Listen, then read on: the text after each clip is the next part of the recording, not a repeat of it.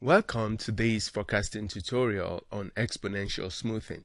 We will be calculating forecasts using exponential smoothing. We will also be calculating the mean squared error for the forecasts. We will be calculating exponentially smooth forecasts for these sales values collected over a 7-week period. The actual sales will be represented by AT. Note that some authors use YT to represent actual values. Forecast values, on the other hand, are generally represented by FT. The exponential smoothing method uses the formula FT plus 1 equals FT plus alpha times AT minus FT, where alpha is a value between 0 and 1 referred to as the smoothing constant. This means that our forecast for the current period is obtained by adding the forecast in the last period to a fraction of the error from the last period. To make calculations easier, this formula can be rewritten as FT plus 1 equals alpha AT plus 1 minus alpha FT. That is, the new forecast equals alpha times the last actual value plus 1 minus alpha times the last forecast value. We will be using this second formula for our calculations. Note that both formulas will give the same result. It is just a little easier to use the second one. So our first objective is to calculate exponential smoothing forecasts using alpha equals 0.2. Since alpha equals 0.2, then 1 minus alpha will be 1 minus 0.2, which equals 0.8. Then the formula becomes 0.2 times the actual values plus 0.8 times the forecast values.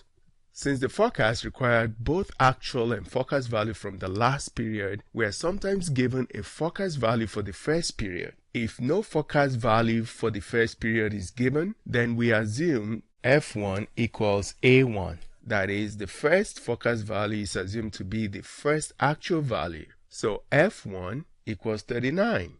We then calculate F2 as 0.2 times 39 plus 0.8 times 39, which again will always give the same value, 39. As a result, we just usually assume that F2 equals A1 and not bother calculating it at all.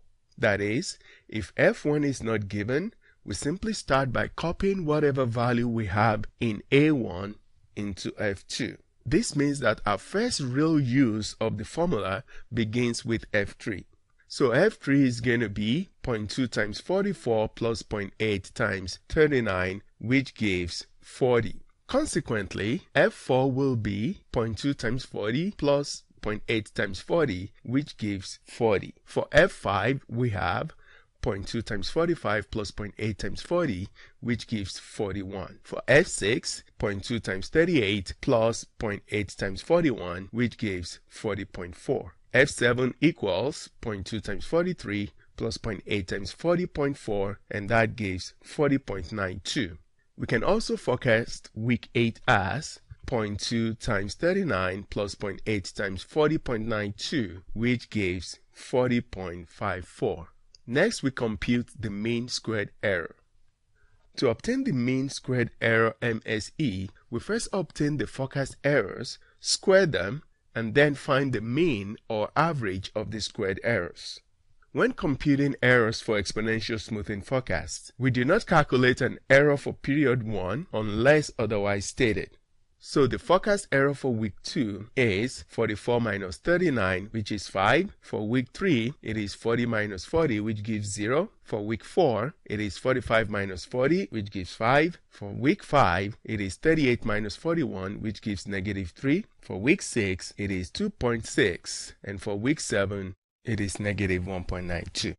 Next, we square the errors. Starting with week 2, 5 squared is 25, 0 squared is 0, 5 squared is 25, negative 3 squared is 9, 2.6 squared is 6.76, and negative 1.92 squared is 3.69. Since we only have 6 periods with errors, we add up these errors and divide by 6 to obtain a mean squared error of 11.58. And that's how to calculate forecasts and MSE with exponential smoothing. Please leave a question or comment below, and thanks for watching.